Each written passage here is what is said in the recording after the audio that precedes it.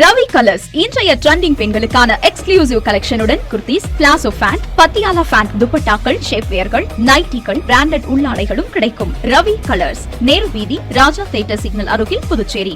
உங்கள் வாழ்க்கையின் மிக முக்கியமான நாளை இனிய நினைவாக மாற்றி அனைவரும் பயன்பெறும் வகையில் மஞ்சள் நீர், நிச்சயதார்த்தம், வளைகாப்பு, பிறந்த நாள் விழா, காதணி விழா போன்று உங்கள் வீட்டில் நடைபெறும் சின்ன சின்ன பங்கன்களை நெருங்கிய உறவினர்களுடன் சகல வசதிகளுடன் நடத்திக் கொள்ள மிக குறைந்த வாடகை ரூபாய் 59,000 மட்டுமே.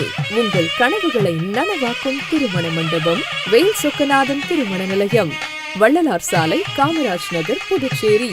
முன்பதிவிற்கு 99406629 and 737360822. வணக்கம். முக்கிய செய்திகள். உப்பனாறு வாய்க்கால் பகுதியில் பாலம் அமைக்கும் பணி தீவிரம். கனரக வாகனங்களுக்கு கட்டுப்பாடு மற்றும் மாற்றுப்பாதை ஏற்பாடு. புதுச்சேரியில் சுற்றுலா படகுகள் மற்றும் சுற்றுலா தலங்களில் திடீர் ஆய்வு. பாதுகாப்பு விதிமீறலுக்கு கடும் எச்சரிக்கை. புனித பிரான்சிஸ் சவேரியார் ஆலயத்தில் 99ஆம் ஆண்டு பெருவிழா கோலாகல தொடக்கம். திரளான பக்தர்கள் பங்கேற்று சிறப்பு வழிபாடு. சிறுமிக்கு பாலியல் தொல்லை கொடுத்த நபர் போக்சோ சட்டத்தின் கீழ் கைது செய்து சிறையில் அடைத்தது காவல்துறை. நம்ம பாண்டிச்சேரிக்கு ரிலையன்ஸ் ஃபேஷன் வேர்ல்ட் வந்தாச்சு. குவாலிட்டியான பிராண்டட் ஆடைகள் கம்மியான விலையில. எங்க தெரியுமா? அண்ணா சாலை ரத்னா தியேட்டர் பக்கத்துல இருக்க நம்ம ரிலையன்ஸ் ஃபேஷன் வேர்ல்ட் தான். இங்க கலெக்ஷன்ஸ் எல்லாமே ட்ரெண்டுக்கு ஏத்த மாதிரி இருக்கு. 1999 ரூபாய்க்கு மேல பர்ச்சேஸ் பண்ற அனைவருக்கும் Cello brand kettle, John Players duffel bag மற்றும் அமெரிக்கன் டூரிஸ்டர் ட்ராலி பேக் போன்ற பரிசுகளும் இருக்கு. பிராண்டட் ஆடைகள் வாங்க Anna Salai Reliance fashion world வாங்க. Reliance fashion world, Anna Salai Ratna theatre அருகில், புதுச்சேரி. இனி விரிவான செய்திகள். உப்பனாறு வாய்க்கால் பகுதியில் நடைபெற்று வரும் பாலம் அமைக்கும் பணியால் கனரக வாகனங்கள் செல்ல தடை விதிக்கப்பட்டுள்ளது. புதுச்சேரி உப்பனாறு வாய்க்கால் பகுதியில் நடைபெற்று வரும் பாலம் அமைக்கும் பணிகள் தற்போது தீவிரமாக நடைபெற்று வருகின்றன. காமராஜ் சாலையுடன் இணைக்கும் இறுதிக்கட்ட பணிகள் வேகமடைந்துள்ளதால் அப்பகுதியில் போக்குவரத்து மாற்றங்கள் செய்யப்பட்டுள்ளன. பாலம் கட்டும் பணியின் காரணமாக கனரக வாகனங்கள் செல்ல தற்காலிக கட்டுப்பாடுகள் விதிக்கப்பட்டுள்ளன. 2 சக்கர மற்றும் 3 சக்கர வாகனங்கள் மட்டுமே குறிப்பிட்ட வழிகளில் செல்ல அனுமதி அளிக்கப்பட்டுள்ளதாக தெரிவிக்கப்பட்டுள்ளது. கனரக வாகனங்கள் சிரமமின்றி செல்லும் வகையில் மாற்றுப்பாதை ஏற்பாடுகளும் செய்யப்பட்டுள்ளன. உப்பனாறு வாய்க்கால் பகுதியில் நடைபெற்று வரும் இந்த பாலப்பணிகள் நிறைவடைந்தால் போக்குவரத்து நெரிசல் குறைந்து பொதுமக்களுக்கு பெரும் பயன் கிடைக்கும் எனவும் எதிர்பார்க்கப்படுகிறது. புதுச்சேரியில் சுற்றுலா பயணிகளின் பாதுகாப்பை உறுதி செய்யும் வகையில் முக்கிய சுற்றுலா தலங்களில் துணை ஆட்சியர் தலைமையில் அதிகாரிகள் திடீர் ஆய்வு மேற்கொண்டனர். புதுச்சேரியில் சுற்றுலா பயணிகளின் பாதுகாப்பை உறுதி செய்யும் வகையில் சுற்றுலா படகுகள் மற்றும் முக்கிய சுற்றுலா தலங்களில் அதிகாரிகள் இன்று திடீர் ஆய்வு மேற்கொண்டனர். துணை ஆட்சியர் தயானந்த் டெண்டுல்கர் தலைமையில் நடைபெற்ற இந்த ஆய்வில் சுற்றுலாத்துறை இயக்குனர், மீன்வளத்துறை இயக்குனர், கடலோர காவல்படை கண்காணிப்பாளர் தனசேகரன், கடலோர காவல்படை ஆய்வாளர் தியாகராஜன் உள்ளிட்ட பல்வேறு துறை அதிகாரிகள் பங்கேற்றனர். சுற்றுலா படகுகள் இயக்கப்படும் பகுதிகளில் நடத்தப்பட்ட ஆய்வின் போது அனுமதிக்கப்பட்ட எண்ணிக்கையை விட அதிகமான பயணிகளை ஏற்றிச் சென்ற படகுகளின் உரிமையாளர்களுக்கு கடும் எச்சரிக்கை விடுக்கப்பட்டது. மேலும் போதிய லைஃப் ஜாக்கெட்டுகள் மற்றும் அத்தியாவசிய பாதுகாப்பு உபகரணங்கள் இல்லாமல் இயக்கப்பட்ட படகுகளும் கண்டறியப்பட்டன.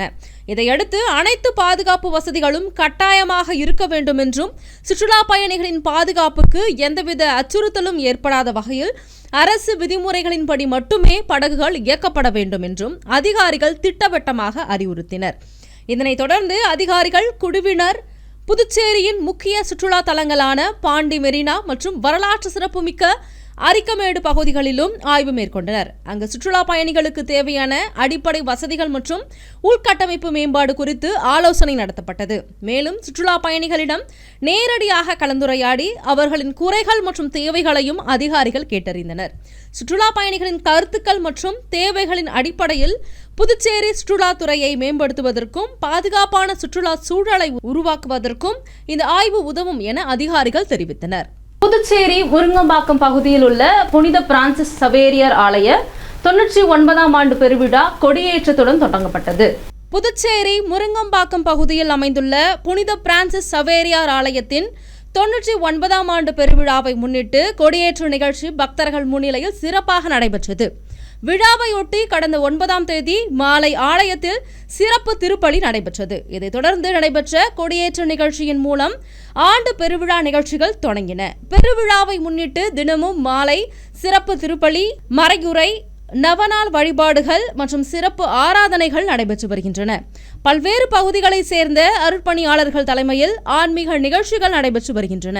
விழாவின் முக்கிய நிகழ்வாக வரும் 17ஆம் தேதி காலை 7:30 மணிக்கு பெருவிழா திருப்பலி நடைபெறவுள்ளது.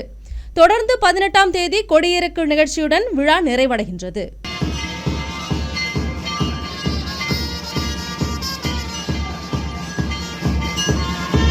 புதுச்சேரியில் சிறுமிக்கு பாலியல் தொல்லை கொடுத்த நபரை போலீசார் போக்சோ சட்டத்தின் கீழ் கைது செய்து சிறையில் அடைத்தனர். புதுச்சேரி மதகடிப்பட்டு அடுத்த நல்லூர் பகுதியைச் சேர்ந்த முத்து என்பவர் கொத்தனார் வேலை செய்து வருகின்றார். இவர் அதே பகுதியைச் சேர்ந்த சிறுமிக்கு பாலியல் தொல்லை கொடுத்ததாக கூறப்படுகின்றது. இதுகுறித்து பாதிக்கப்பட்ட சிறுமி தனது பெற்றோரிடம் தெரிவித்ததாக கூறப்படுகின்றது. இதையடுத்து சிறுமியின் பெற்றோர் திருபுவனை காவல் நிலையத்தில் புகார் அளித்தனர். புகாரின் பேரில் திருபுவனை போலீசார் முத்து மீது போக்சோ சட்டத்தின் கீழ் வழக்கு பதிவு செய்து கைது செய்தனர். பின்னர் அவரை நீதிமன்றத்தில் ஆஜர்படுத்தி காலாப்பட்டு மத்திய சிறையில் அடைத்தனர். புதுச்சேரியில் ஆன்லைன் டிரேடிங் மோசடியில் 2 பேர் ரூபாய் 34,000 இழந்த நிலையில் சைபர் கிரைம் போலீசார் விசாரணை நடத்தி வருகின்றனர். கோரிமேட்டைச் சேர்ந்த ஒருவரை தொடர்பு கொண்ட மர்ம நபர் ஆன்லைனில் டிரேடிங் செய்தால் அதிக வருமானம் ஈட்டலாம் என கூறியுள்ளார். இதை நம்பிய அவர் மர்ம நபர் தெரிவித்த இணையதளத்தில் பல தவணைகளாக ரூபாய் 24,400 ரூபாயை முதலீடு செய்துள்ளார்.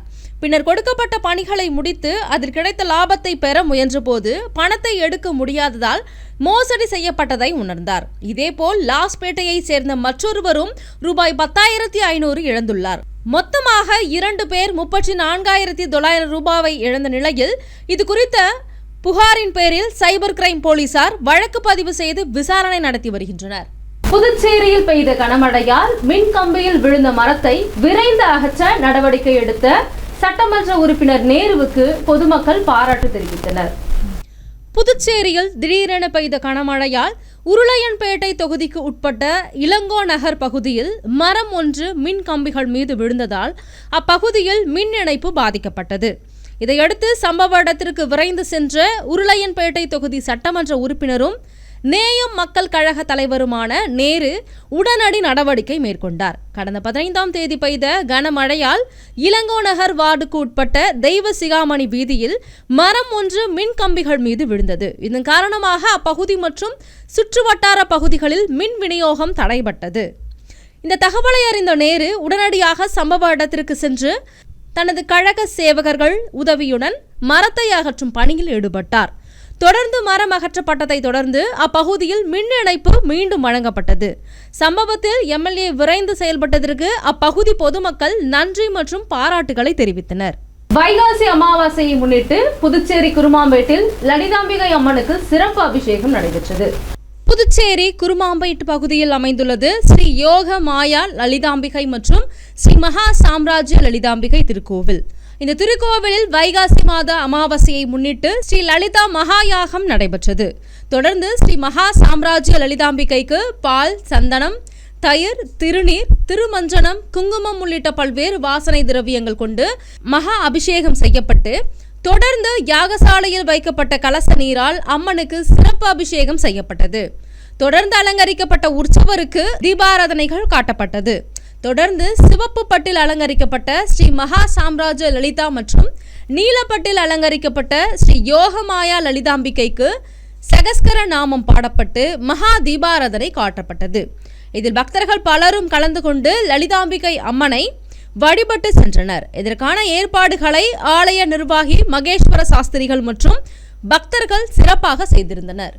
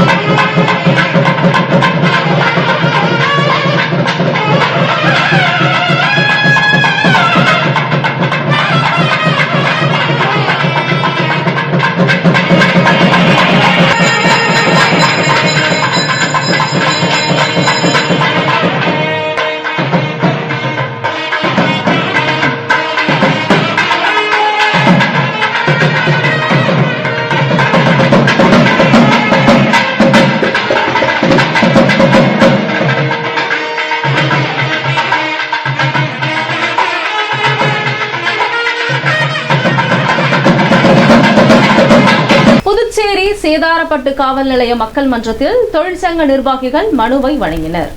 புதுச்சேரி சேதராப்பட்டு காவல் நிலையத்தில் நடைபெற்ற மக்கள் மன்றம் குறை கேட்பு நிகழ்வில் சேதராப்பட்டு தொழிற்பேட்டை அனைத்து தொழிலாளர்கள் தொழிற்சங்கங்களின் ஒருங்கிணைப்பு நிர்வாகிகள் பங்கேற்று பல்வேறு கோரிக்கைகள் அடங்கிய மனுவை காவல் கண்காணிப்பாளரிடம் வழங்கினர். புதுச்சேரி காவல்துறை உயர் அதிகாரிகள் முன்னிலையில் காவல் நிலையங்களில் நிலுவையில் உள்ள புகார் மனுக்களை விசாரித்து உடனடி தீர்வு காணும் நோக்கில் மக்கள் மன்ற நிகழ்வுகள் நடைபெற்று வருகின்றன. அதன் ஒரு பகுதியாக காவல் கண்காணிப்பாளர் வம்சா ரெட்டி தலைமையில் சேதராப்பட்டு காவல் நிலையத்தில் மக்கள் மன்றம் குறை கேட்பு கூட்டம் நடைபெற்றது. இதில் காவல் ஆய்வாளர்கள், உதவி ஆய்வாளர்கள் உள்ளிட்ட பலர் பங்கேற்றனர். இந்த நிகழ்வில் மே தின போராட்டத்தில் ஈடுபட்ட LNT தொழிலாளர்கள் தொழிற்சங்க நிர்வாகிகள் மீது பதிவு செய்யப்பட்டதாக கூறப்படும் வழக்கை திரும்ப பெற நடவடிக்கை எடுக்க வேண்டும், LNT நிர்வாகத்திற்கு ஆதரவாக செயல்படுவதாக குற்றம் சாட்டப்பட்ட காவல் உதவி ஆய்வாளரை பணியிடை மாற்றம் செய்ய வேண்டும், மேலும் தொழிற்பேட்டையில் சட்டம் ஒழுங்கு பாதிக்கும் சூழலை தவிர்க்க நடவடிக்கை எடுக்க வேண்டும் உள்ளிட்ட கோரிக்கைகள் அடங்கிய மனுவை தொழிற்சங்க நிர்வாகிகள் வழங்கினர். இந்நிகழ்வில் தொழிற்சங்க நிர்வாகிகள் மோதிலால், ரமேஷ், பாஸ்கர், ஈட்டன் பாஸ்கர், முருகையன் உள்ளிட்ட பலர் கலந்து கொண்டனர். தொழிற்பேட்டையிலே மக்கள் மன்றம் காவல்துறை மூலமாக அங்கே உயர் அதிகாரியாக இருக்கக்கூடிய காவல் கண்காணிப்பாளர் தலைமையிலே நடந்து கொண்டிருக்கிறது. அந்த மக்கள் மன்றத்திலே தொழிலாளர்களுடைய பிரச்சனைகளை பேசுவதற்காக, எடுத்து வைப்பதற்காக சேதராப்பட்டு அனைத்து தொழிலாளர் தொழிற்சங்கத்துடைய ஒருங்கிணைப்பின் பொறுப்பாளர்களும் தோழர்களும் இங்கே அணிதிரண்டு மனுவாக தயார் செய்து சேதராப்பட்டு தொழிற்பேட்டையில் இருக்கக்கூடிய அனைத்து பிரச்சனைகளையும் பட்டியலிட்டு அவரிடம் எடுத்து கூறப்பட்டது. தேசிய டெங்கு தினத்தை முன்னிட்டு ஏனாம் பகுதியில் சுகாதாரத்துறை சார்பில் விழிப்புணர்வு நிகழ்ச்சி நடைபெற்றது. தேசிய டெங்கு தினத்தை முன்னிட்டு ஏனாம் பகுதியில் உள்ள பரம்பெட்ட கிராமத்தில் சுகாதாரத்துறை சார்பில் விழிப்புணர்வு நிகழ்ச்சி நடைபெற்றது. மே 16, 2026 அன்று நடைபெற்ற இந்த நிகழ்ச்சியில் ஏனாம் அரசு மருத்துவமனையின் மருத்துவ அதிகாரி டாக்டர் K. உஷாபானு சிறப்பு அழைப்பாளராக கலந்து கொண்டு நிகழ்ச்சியை தொடங்கி வைத்தார். தொடர்ந்து டெங்கு காய்ச்சல் குறித்த விழிப்புணர்வை பொதுமக்களிடையே ஏற்படுத்தும் வகையில் அவர் உரையாற்றினார்.